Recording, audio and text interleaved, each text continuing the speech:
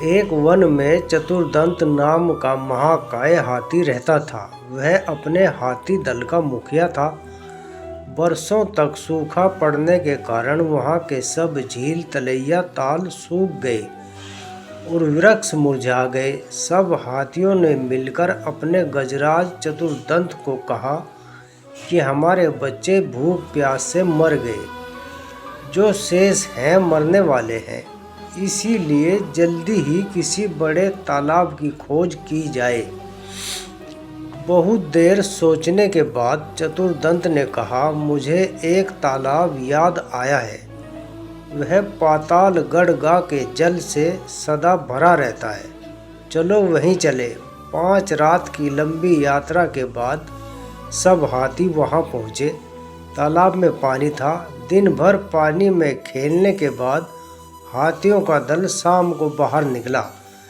तालाब के चारों ओर खरगोशों के अनगिनत बिल थे।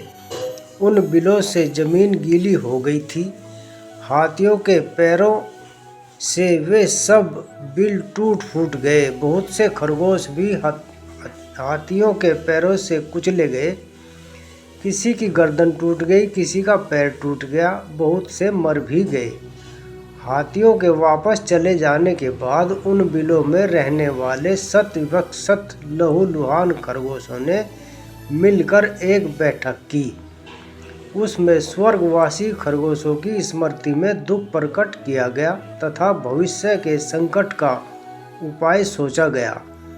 उन्होंने सोचा, आसपास अन्यत्र कहीं जल न होने के कारण ये हाथी अब हर रोज इसी तालाब में आया करेंगे और उनके बिलों को अपने पैरों से रौंदा करेंगे। इस प्रकार 2-4 दिनों में ही सब खरगोश का वंशनाश हो जाएगा।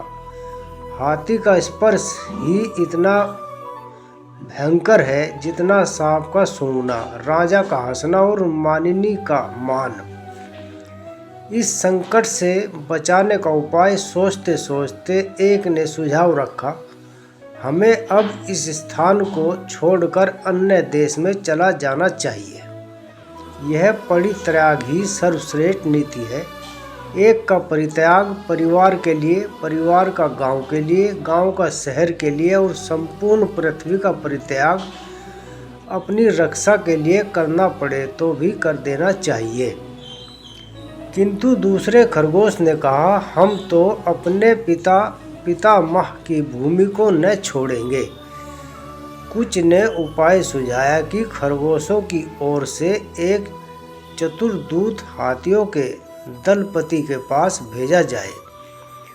वह उससे यह कहे कि चंद्रमा में जो खरगोश बैठा है उसने हाथियों को इस तालाब में आने से मना किया है। संभव है चंद्रमासित खरगोश की बात को वह मान जाए। बहुत विचार के बाद लंबकर्ण नाम के खरगोश को दूत बनाकर हाथियों के पास भेजा गया।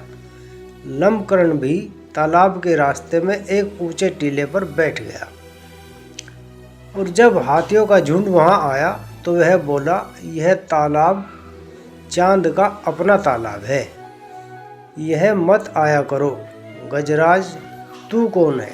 लंबकर्ण, मैं चांद में रहने वाला खरगोश हूँ। भगवान चंद्र ने मुझे तुम्हारे पास यह कहने के लिए भेजा है कि इस तालाब में तुम मत आया करो। गजराज ने कहा, जिस भगवान चंद्र का तुम संदेश लाए हो वह इस समय कहाँ है? लंबकर्ण, इस समय वह तालाब में है। कल तुमने खरगोश के बिलों का नाश कर दिया था। आज वे खरगोश की विनती सुनकर यहाँ आए हैं। उन्हीं ने मुझे तुम्हारे पास भेजा है। गजराज, ऐसा ही है तो मुझे उनके दर्शन करा दो, मैं उन्हें प्रणाम करके वापस चला जाऊंगा। लंबकर्ण अकेले गजराज को लेकर तालाब के किनारे पर ले गया।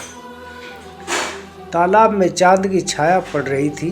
गजराज ने उसे ही चांद समझकर प्रणाम किया और लौट पड़ा।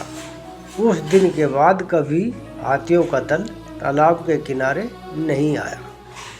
दोस्तों, समझदारी से काम लिया जाए तो समस्या का हल हो सकता है। धन्यवाद।